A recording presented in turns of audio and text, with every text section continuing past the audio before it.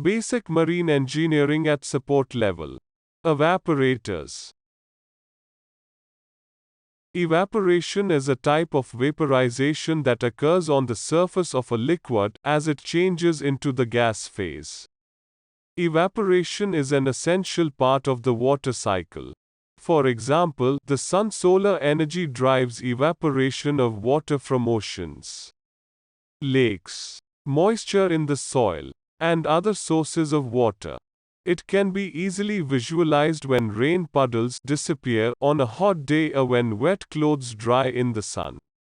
In these examples, the liquid water is not actually vanishing, it is evaporating into a gas called water vapor.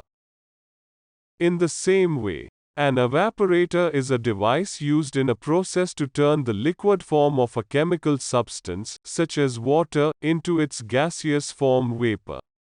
The liquid is evaporated or vaporized into a gas form of the targeted substance in that process.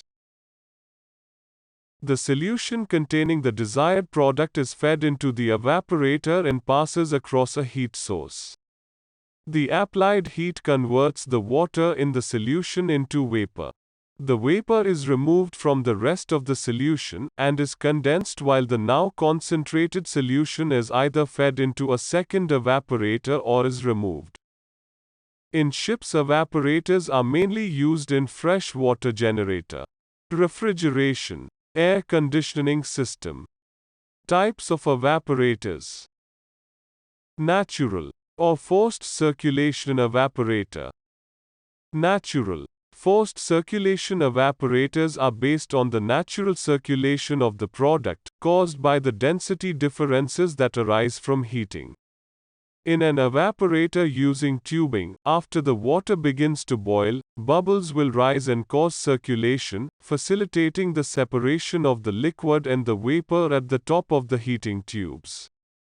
The amount of evaporation that takes place depends on the temperature difference between the steam and the solution. Falling film evaporator. This type of evaporator is generally made of 4 to 8 meter, that is 13 to 26 feet. Tubes enclosed by steam jackets.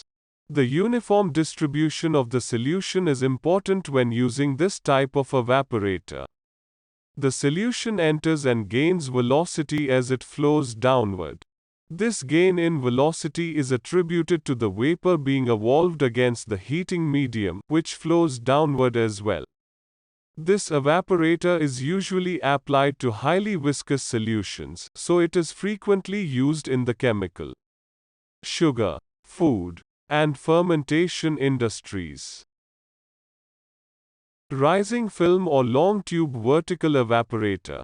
In this type of evaporator, boiling takes place inside the tubes due to heating made, usually by steam. Outside the same, submergence is therefore not desired. The creation of water vapor bubbles inside the tube creates an ascension flow, enhancing the heat transfer coefficient. This type of evaporator is therefore quite efficient. Multiple effect evaporators. Unlike single-stage evaporators, these evaporators can be composed of up to 7 evaporator stages. The energy consumption for single-effect evaporators is very high and is most of the cost for an evaporation system. Putting together evaporators saves heat and thus requires less energy. Adding one evaporator to the original decreases energy consumption to 50%.